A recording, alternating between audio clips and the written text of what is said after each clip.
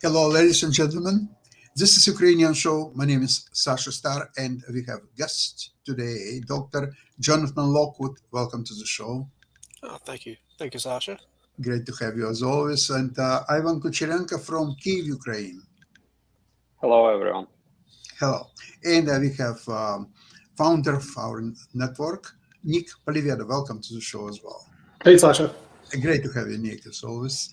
And so nobody is asking anymore when Ukrainian attack will start. Where is that? Why it's not coming in or so on? It's now in full force, I would guess. And what's interesting enough, that Russians are lost to figure out where the most deadly offensive will happen. Nobody knows. Russians don't know. There are bunch of people and Ukraine is definitely keeping them in the dark about that. Absolutely. So it's very interesting situation. Actually, Jonathan, from history of wars, do you know anything that where's a quite long battle lines, the trenches between both parties, and one of them is attacking everywhere, and the other side cannot guess where is actual attack happening? Has it ever happened? Well, interestingly enough, the most recent historical example of a theater-wide offensive where the other side, the defending side, had trouble responding to all of them was, interestingly, during the Great Patriotic War, Second World War, the Russian counteroffensives against Nazi Germany immediately after Operation Citadel, at the collapse of Operation Citadel in mid-1943. And the Russian counteroffensives then were basically like playing an organ. The Russians would simply push on a sector of the front until the Germans were able to stabilize, but they were able to shift their attack to other portions of that very long front. But Jonathan, there was roughly similar. Yes, go ahead. There was no such a long front line between Germans and Russians. It was almost determined that they will attack Prokhorovka and they will attack this Belgrade and so on. There is similarity, though. No analogy is and there is very huge difference because during the Second World War, Soviet Union, they didn't consider with any losses and any casualties amongst their army. And now Ukraine can't attack in full force, and just to throw our soldiers on mines, on minefields, we have to find the proper space to attack. And what now? I don't agree with you, Sasha, when you're saying that now Ukraine is attacking in full force. Now is going that Jonathan named reconnaissance in force, actually. And Ukraine has more than 20 brigades, new, fully equipped with Western vehicles, Western weapons, but they are not participating in the attack right now. Only three. So Yeah. far, they're using only So they 10. have this Yeah, huge honored reserve to commit wherever they wish. and the Russians already used their reserves. That's actually one of the reasons why they destroyed the Kakhovka Dam. There were lack of reserves, and they needed those 20,000 of their troops stationed in Kherson region in order to strengthen their positions in the Zaporizhia region. That's why they decided to destroy the dam to put them on the battlefield as reserves. Ivan, do you remember that one of the most popular Russian novels was the Gogol, Mертвые души, so-called dead souls, right? So that's what Russian army is, it's a dead souls, exactly. Now, mind you, they're offering in some areas quite stiff resistance. It's already been noted, and not only by Ukrainians but by Western observers. Do you think that Ukrainians will be able to overcome the stiff resistance of Russian army? I'm sure that they will be able, because our commanders are talented enough not to throw our soldiers just in front, and to find some solution how to overcome the resistance of Russians. And every one of us are waiting for some surprise which will strike Russians deep into their front lines, and then after that the full advancement of Ukrainian troops will become. And we are sure that this will be in the near future. Yeah, the problem I'm having, Sasha, with this whole thing, and Ivan and Jonathan, maybe you guys can help out. Why isn't the United States sending aircraft over, like the F-16s, the A-10s, and as they said, you're not going to win a war if you don't control the skies. And to me, this is wrong. The U.S. needs to send these aircraft, our superior aircraft, over to Ukraine, period, stop, as Sasha would say. Because if you're going to win the war, they need air superiority. We have it. We need to send it. And then this thing will be over with. But this whole idea, hey, we're going to send you tanks, but we're not going to send you aircraft, it's totally bogus. It's totally wrong. And somewhere we need to get the word to Washington. They need to send the aircraft over. They need to send the Air Force over, not just the tanks, but you need aircraft, buddy, because otherwise tanks can get blown up by the air.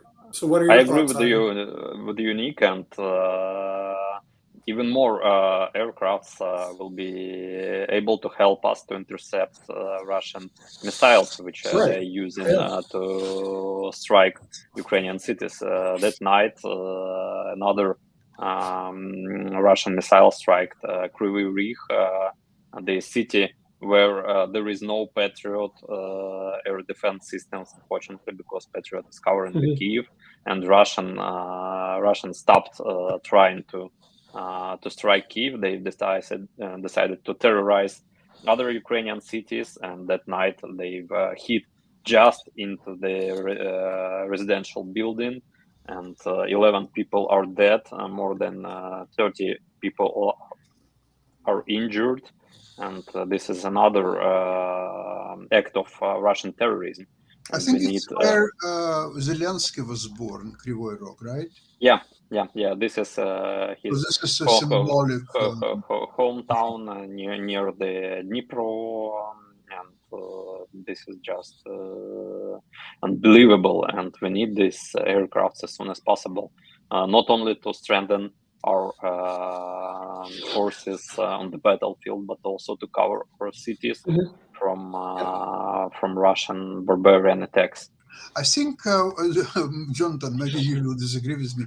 I think that's the only reason they don't send aircrafts over there. I think Biden is waiting until all Senate, Congress, Democrats the Republicans, everybody will scream at him, send the bloody aircrafts, just send them. So then Biden said, well, what could I do? Okay, everybody's screaming at me, so I have to send the aircrafts. Is it the scenario? Yeah, that's in a way I agree with you. If President Biden is confronted with in effect bipartisan Yeah. pressure from both parties, say, look, send it, they need them. Then Biden will say, well, I just have to accede to the will of the Congress and the American people, the supports behind it, and so therefore he will reluctantly send it. But short of that, he may just decide to hold off until he sees further evidence of, he basically sticking his finger in the air and seeing which way the wind is blowing. And okay, if it is blowing in his favor, okay, he'll send more. He'll send the F-16 sooner. But there have been examples. There are numerous examples in past wars where the military is fighting with the political leadership, or others are advising the political leadership, do something else. You need to do more, and the political leaders, for their own reasons, usually political, for survival, have been reluctant to do so. So this is not a new thing. But it is not a new event where you have to persuade a reluctant president. Jonathan, do you remember what Churchill said about America? America will always find the right way. First, they will try all the wrong ways. That's true. They will find the right way. Yeah, it just takes time. But see, Sasha, to me, it's a simple move on the chessboard. Okay, Yeah. You send the aircraft over. You send the F-16s. Deploy your queen. You send them all over. Okay, then this thing is over with, because with the air superiority, which Russia doesn't have, they really don't have a military. They'll be moved back to the borders, and this thing's over with. If you don't do it, this thing just drags on, and it's a waste of time. I wouldn't even waste my time. I'd release all the aircraft over. Boom, send over a bunch of them. Send 100. F-16s and A-10 Warthogs. But even if you do that, they send this burst of aircraft over there, there's still a built-in delay, even though the Ukrainians are very fast learners. They figure it out. They'll figure it out. But there's still going to be a delay while they absorb it. Okay, train it. It's like, okay, now we know how to use them. Fine, we're good. Yeah. But there's look, Jonathan, 100 F-16s will end this thing real quick. Ooh, yeah. Yeah, I mean, 100 of them. Yeah. It's over, and then we can all go home, because Russia will retreat to its borders and Putin loses the war. It's over. He's not going to do anything else. I agree with Sasha. He ain't going to do jack. He's just going to go back. He's like a bully. He's going to go back to his thing, lick his wounds, and that'll be it. He ain't going to do any tac nukes. I think slowly but surely, I think Putin is losing his desire, his will to continue to not even fight the war, but even to exist, period. Because look, his friend Berlusconi just passed away. His friend Trump is going to end up in jail sooner or later. So, I mean, there are no friends anymore anywhere. So what's Putin will be doing for the rest of his life? He is in very good health. He has another 40, 50 years to go. So what is the quality of his life? You can go play golf with Donald Trump. He has to join him in U.S. jail. Yeah. I mean, the war is stupid to begin with. I mean, it's like the United States saying, "Hey, we're going to go fight Texas." I mean, it's ridiculous. So we just need to end this thing, and that's the best way to end it. And then the Russians will go back to their borderline where they belong, and war's over. But you need to send in about 100 F-16s. 100 F-16s. Dr. Lockwood, would it make a difference if Ukraine will not be over 100 F-16s? Dr. Lockwood, 100 F-16s. That's too simplistic. Yeah. Would it make a difference? 100 F-16s would make a difference. Yeah, but as far as ending and establishing a lasting peace, you need to look beyond that. And remember what I said last program about sending a couple of engineer battalions or even an engineer brigade to not just to do all the work themselves in reconstructing and repairing Ukraine's damage, but to teach the Ukrainians, to act as a cadre to teach and help establish an engineering corps in Ukraine to help rebuild and replace all of the damage. It will take, yes, it may take a few years. It will be a lot faster if the U.S. sends the engineering support to help the Ukrainians do that. But that's part and parcel of the entire package for post-war reconstruction of Ukraine and admission of Ukraine into NATO, into the European Union, so that you complete the peace. Because and we have to make sure that Russia gains absolutely no perceivable advantage from a treaty that ends the war. Because unless you, as I said, no treaty that gives Russia any kind of reward in any way, shape, manner, or form for having started war, it's not a treaty of peace. It's a treaty of appeasement. I would agree, because the thing is, if you look at the history of Russia, okay, they invaded Poland. Okay, they allied with Stalin, allied with Hitler. I mean, let's get real. They invaded Finland. Now let's look at the history of Ukraine. They didn't do anything except grow wheat. I mean, so you got a bunch of wheat growers and, of course, developed technology. Yeah, and Ukraine ended up fighting both the Nazis and the Soviets. They don't go around invading countries like Russia does. I mean, so the thing is, yeah, you're right. Russia needs to be slapped hard for this one. Bring them into NATO, have them join the EU, send 100 F-16s over there and keep them there until the Ukrainians say, hey, we're good, and they'll take care of it. And tell Putin his whole dream of being a Soviet Union again will start with Kazakhstan and those crazy other countries that no one cares about that are next to him, but leave Ukraine alone and send him a message. But as long as the United States is pandering to this guy and waffling and, frankly, asleep at the wheel, then you're going to see this drag out that doesn't necessarily have to take place. So I'd say 100 F-16s just for starters, and up the ante with old Putin. U.S. has about 10,000 F-16s. We have got 10,000? Are you serious? So sending We're 100. loaded, baby. We're loaded. Send them 100. Send them 1,000. We still have 9,000 left. Exactly. What about 1,000? So no U.S. will have 9,000 left, and then we'll build even more modern aircraft. And let me tell you something. You send 1,000 F-16s over there, you won't even have to invade the eastern part of Ukraine. They will leave before you once they start showing up. Nick, but think about They're going to turn around and head back to Russia. Okay, if 1,000 F-16s will be sent to Ukraine doesn't have enough spaces to store so many aircraft. So Ukraine will have to lease from Russians and we'll start with 100 to store the F-16s. So they will be close to places which they will have to liquidate. So they will go into air, 2 minutes, liquidate some bunch of. Sasha, Russia proved they don't really have an army.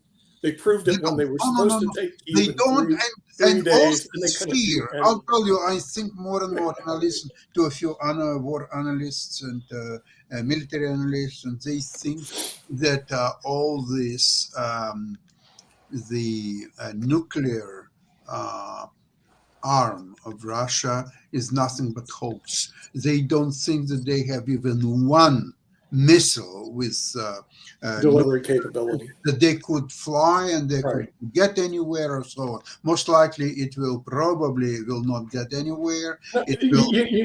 You know what will happen, Sasha, if they launch a missile from Moscow? It will probably go straight up, straight down, and blow up Moscow. That's the reason they won't do a nuclear, because their stuff doesn't work. So in fact, if Putin would be in his right mind, if he could analyze everything what's happening right now, he would agree to a peace at all costs, take all the army out of Ukraine, get peace, take a couple of years until he will reestablish the working conditions with the Western countries and so on, and it would be good enough for him to go through next election and continue to be president of Russia or so on. Because once he is no longer president of Russia, he's gone. His own generals, his own people will strangle him and just put them in a can in the sun, and they will put his body apart, put them in different cans, and send it all over the world. That's what's going to happen. You know what I'd also do to Vladimir? I don't know if Ivan ever saw the movie Patton. Have you ever seen the movie Patton, Ivan? Yes. Okay, everybody here's seen it. You need to see it. Okay, Ivan, if you haven't seen the movie Patton, I would send Vladimir the movie Patton. Okay, just gift wrap it, send it to him. Listen to the first 90 seconds, and then retreat from Ukraine. Nick, but he's very busy. Actually, before going to bed, every day he's watching the movie "The Last Days of Gaddafi." Every day. We have to go find the intro to Patton and play it for Ivan. He's got to see the. You've got that clip somewhere. You've got that clip somewhere, Nick. You could probably. I know. I show it on. find You it could and probably play it. have him show it. Ivan on has this some really program. good clips. Have show Yeah, it on this I program. actually have a video. Oh, you have Somebody video? look at it. Yeah. Oh, Ah, let's he has video. let's watch it. This is Max Levin. He's a Ukrainian documentarian and photojournalist. He has worked for Reuters, BBC, and Associated Press news agencies. His photos have been published in the Wall Street Journal, Time, Spiegel. During the first 5 days of Russia's full-scale invasion of Ukraine, he made photo reports from at least 7 hotspots in various parts of the country. In March, he was documenting the crimes of the Russian army in the Kyiv Oblast, and suddenly, connection with him was lost. His body was found a month later. He was executed by the Russian military. Every Ukrainian photographer dreams of taking a war-stopping picture. Max Levin. An international organization, Reporters Without Borders, stated that worldwide, 57 journalists were killed in 2022. 8 of them died in the war in Ukraine. In reality, this number could be much higher. Very close to the front lines, was hit more than a dozen.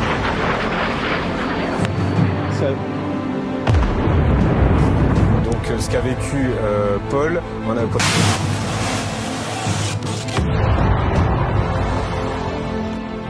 Mass media representatives from different parts of the world are constantly under fire. They witness missile strikes, fierce combats, and painful tragedies. They become prisoners of war, get shot by Russian soldiers. Live stream from bomb shelters and trenches. Press members risk their lives every day. They go to places where war rages non-stop to hold down the information front and provide the world with objective and factual information. With this video, we just want to say thank you. Each of your photos brings us closer to the end of the war.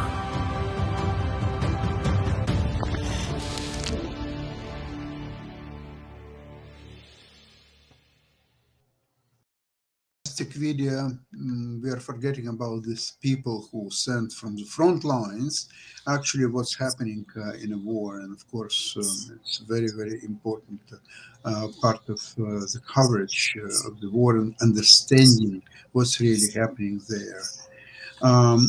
So Jonathan, tell me please, speaking about the sending Ukraine to NATO and the European Union, as you know, there are some obstacles on Ukraine joining NATO, and specifically it's Hungary with its leader Orban, who at least at the moment, they will be definitely against it.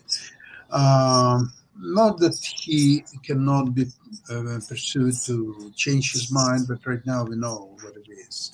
So there are now talks of forming a new organization which most likely will, besides US, Ukraine, will have, or UK, will have Poland, and most likely France and Germany, and maybe a few other countries which will be willing to join.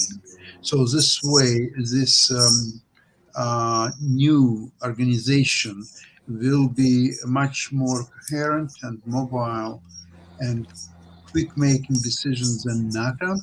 and which will be more effective in protecting Ukraine. And the second way to deal with the protection of Ukraine once the war is over is bilateral treaties, similar that the U.S. has with Israel, for example, or South Korea or Japan. Jonathan, what do you think about all these possibilities? I was just sitting here. Wait, come on, Sasha, toss the grenade. Toss the Okay, grenade. my That's turn. what I thought. Toss the grenade, Sasha. Don't just sit there letting it buzz. Okay.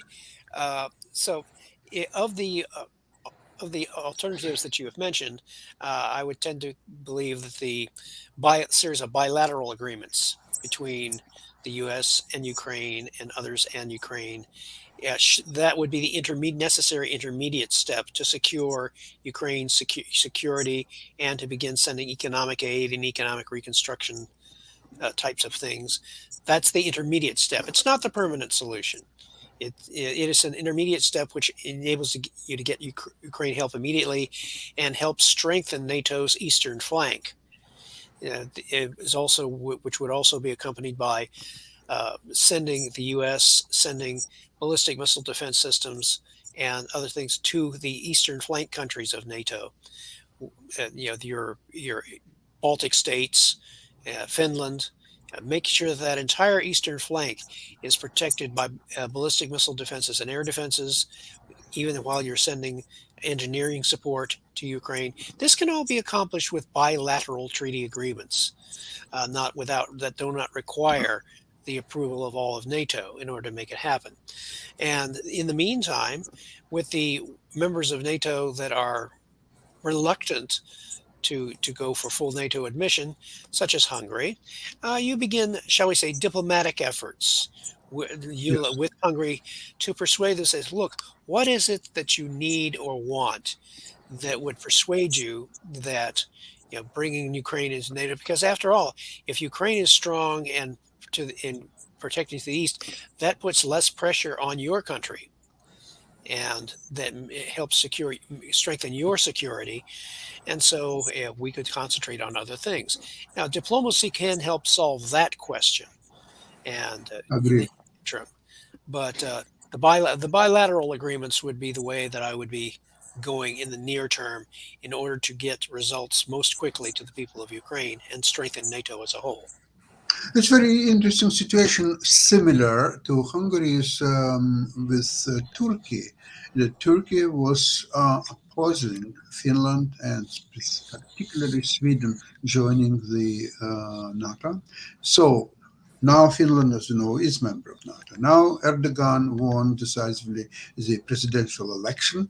So now Americans can throw him some carrots, such as the same F-16s, maybe even F-35, because Americans were very upset with Erdogan that he purchased C-400 systems from Russia. So therefore, they banned selling the modern aircrafts to Turkey and so on. So now this is Erdogan, and Erdogan has no way as to play a ball with the United States. He is not a stupid man, unlike his counterpart in Russia. And he's going to play, and Sweden, in very short order, I'm pretty sure, will join NATO as well. And Turkey will be on the right side of the things. Ivan, what do you think about this? Yeah, I agree. It's worth mentioning that, as far as I know, Turkey purchased C-400 from Russia after they were not allowed to purchase the Patriot systems from the United States, and that's why they moved. And this shows that prohibiting partners from getting essential weapons for them or essential defense systems makes them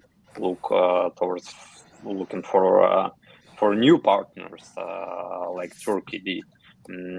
Obviously, this was before Russia invaded to Ukraine, full-scale invasion to Ukraine, and I hope that now every country who sees how good Western weapons are behaving in Ukraine will not go to buy Russian ones. Yeah. As for the NATO, as far as I heard, that Turkey at last made some agreement with Sweden, and they will join NATO also in the near future, and this shows that actually Russia hit the opposite goals of which they wanted when starting this war. They didn't want NATO to expand towards Russian borders, and they attacked Ukraine before Ukraine joined NATO. And now Russia has Finland, who already joined NATO, and Sweden is the countries which were neutral for decades. Actually, they're in NATO, and another example of the proper choice and of that in this world after Russian invasion to Ukraine, there can be no neutral status. Is that Switzerland actually reviewed their policy not to allow export of their weapons to countries being at war, and hopefully it will allow them to export their weapons to Ukraine. They will send a million of Swiss knives, and that would be a great help. Not only knives. They have more deadly weapons, and I hope that they will send them to Ukraine. No, but knives they're very good for souvenirs and other stuff. They're quite beautiful. I'm gonna see if this clip will play. I'm not sure. Okay. All right.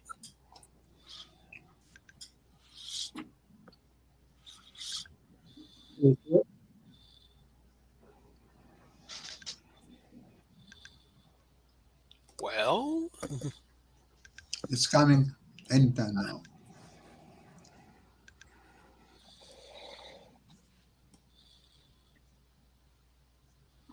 Is it doing anything at all? Oh, by the way, Ivan, do you know that It won't play. that system C-400 that Turkey purchased from Russians, Russia has a very important part of the system not accessible for Turkey. They were very upset. They were furious about it because they paid the money and they got the systems, but they cannot actually use. And afterwards, they've seen those small letters in the contract, which usually no one reads, and so they see no secret technologies. Actually, I'm not sure that Russia has any secret technologies left, because all their weapons, so-called wonder weapons, were already exposed in Ukraine, and military experts say that it's not modern weapons, it's some kind of a little bit upgraded old Soviet weapons with some Chinese parts. Aha! Oh, now. Can you hear it? Yep. Crank that love volume. this, Ivan. This is great.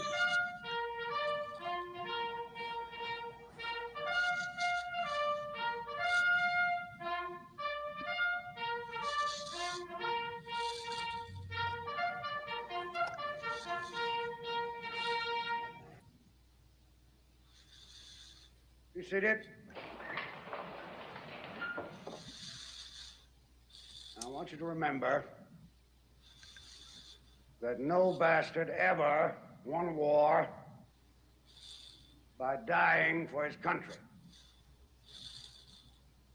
He won it by making the other poor dumb bastard die for his country. Men, all this stuff you've heard about America not wanting to fight, wanting to stay out of the war, is a lot of horse dung. Americans traditionally love to fight. All real Americans love the sting of battle. When you were kids,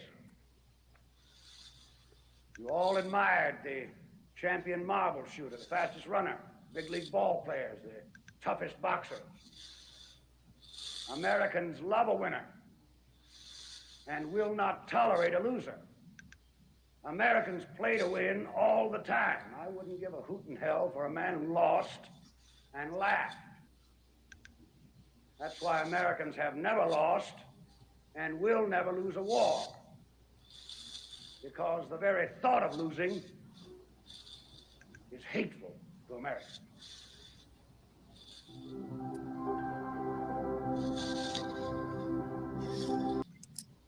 Brilliant. Anyway, that's Patton. You have, It goes to, on. It doesn't. you have to send it to Putin to clear up his Yes. mind, to understand where he is, what's coming to him sooner or later. I still think that NATO will land their troops in Ukraine. I think it's coming. I don't know, sooner or later. It's going to happen for sure. Okay. With that, I would like to thank all participants today program. And we'll have a great news hopefully by Friday, and we'll see you then. Have a great week, everybody. Bye-bye. Slava